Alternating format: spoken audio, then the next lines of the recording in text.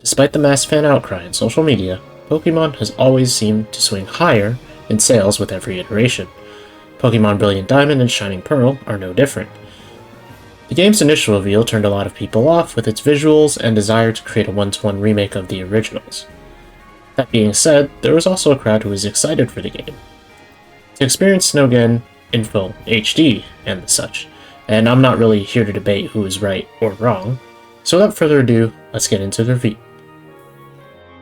The remakes of Pokemon Diamond and Pearl, or Pokemon BDSP as we will call it, do a lot of things right, and a lot of things wrong, in my opinion.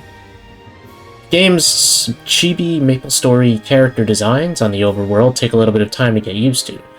It's cute, but I would prefer if they used models that they have in battle for this game.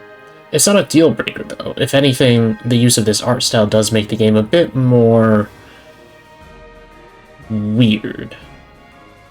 For example, there are moments where the camera zooms in to create a cinematic kind of view, but the screen fades to black back to the original position, and the battle starts.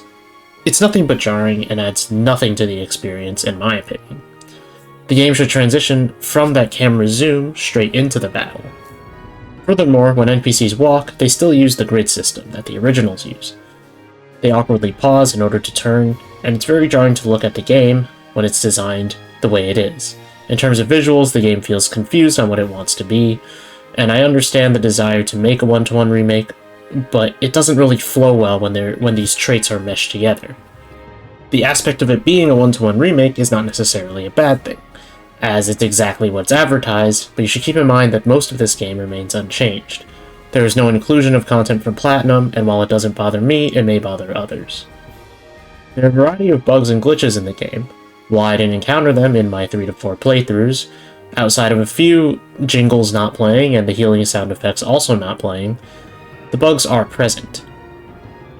Although, to access them, it requires a lot more technical stuff to be done, for the most part.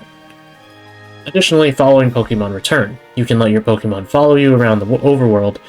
However, much like Sword and Shield, their movement depends on their speed, meaning you'll constantly hear them despawn and spawn, since a lot of the time you run faster than your Pokemon. They also brought back random encounters. Before the system was replaced, I didn't mind it, but now that I got a taste of no random encounters, I basically married repels for the last half of the game, as wild Pokemon fights serve very little purpose, and I got sick of running into Pokemon I didn't need or didn't want to fight.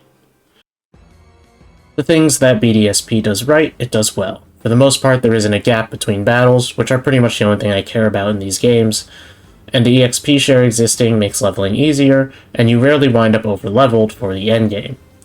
Speaking of the endgame, battles can actually be challenging. If you're unprepared, you're bound to get destroyed late game. While some may argue that the teams of the gyms in the Elite Four lack the polish that Platinum had, I'd argue that the varied teams, which include Pokemon that are not of their main type, actually bolster the fights and make them harder to beat. For what BDSP aims to do, it manages to do it fairly well. As little of a fan as I am of the art style choices, the game doesn't necessarily look bad. Pokemon tends to do well in a simplistic art style. It's not a visual masterpiece, but it looks fine. For me, the strength of Pokemon was always a simple and easy to understand battle system, with a team of 6 Pokemon I decided to use throughout the game. Additionally, the Grand Underground is a fantastic addition to the game, and the new areas that allow you to capture Pokemon that scale based on the number of gym badges you have give you a sense of grander exploration. It's a nice expansion to a system that I greatly enjoyed in the original. Whether it be made by Game Freak or not, it seems that Pokemon will always have their own flaws. That being said, I enjoyed this game the same way I enjoy all Pokemon games, ignoring the story and only caring about the battles. The game is a mildly better version of the original Diamond and Pearl, and while still being the lesser of its middle sibling, Platinum, is it a good value? Not really. Is it a serviceable game? Yeah. Ultimately, it's about as good as it seems. There isn't too much that made me like it or dislike it, any more than I did when I picked it up.